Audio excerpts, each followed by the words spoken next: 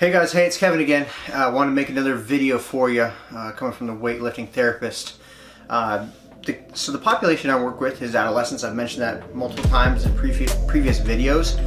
And one of the things I talk about, like I've said in other videos as well, I like to just share, if there's random insights that come up, or maybe there's a group or situation or something that just came up that really kind of made me think of something, made me think a little bit further, and it's something I want to share with you guys. The group I did today, the therapy group, I do these every day, was a group on labels and kind of thinking errors in general.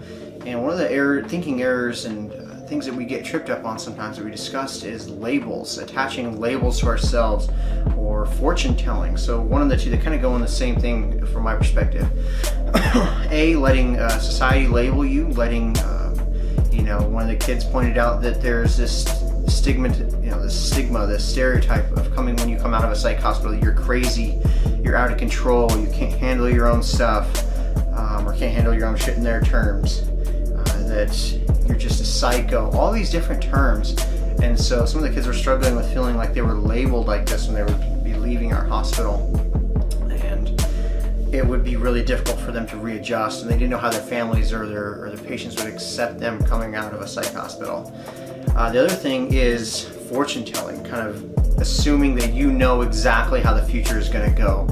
And a lot of kids do this, okay, at this point everything's lost, I won't be able to play sports this year, I'm not going to be able to make up all my grades, my family hates me, no one will ever love me. Just all these playing themselves into the future. Telling themselves all these things are going to happen for sure without actually knowing it. And so it's just one of the things I have to address constantly. A lot of the times, addressing the fact that your feelings don't necessarily equal reality. That just because you feel like you're going to be labeled this certain stereotype when you come out of a hospital or when you seek out mental health treatment, doesn't mean it's actually the truth. And even if people do treat you like that, maybe they're not really worth your time in the first place. And realizing that you can't predict the future 100%.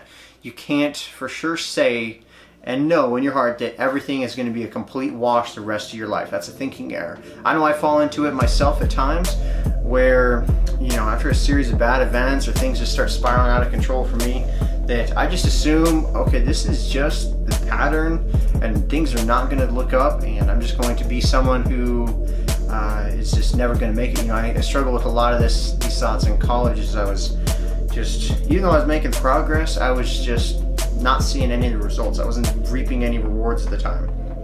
And it was easy for me to get in this train of thinking, even though I'm working hard, even though I'm trying my best, I'm not really ever going to make it. I'm never going to get anywhere. I'm never going to get a decent job.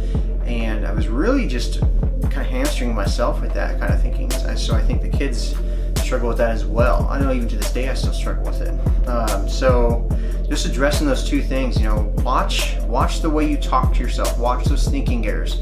When I can catch myself, okay, I'm trying to read into the future. I don't have control over that. I can't for sure say that. I can't make this generalization that I know tomorrow is going to be bad. It may be rough, it may be bad. That's okay. The next day may not be the same.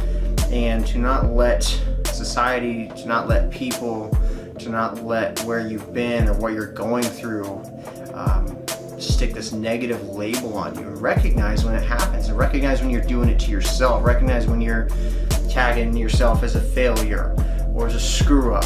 Even in the most severe cases where kids have really done some things to harm themselves or threatened to harm others. I was telling one kid, I'm not going to go into details anyhow, still a patient in our hospital, just because you made some really poor choices in the past, that doesn't make you a bad person. You could have done some really terrible things, but recognize your mental health is maybe not where it needs to be.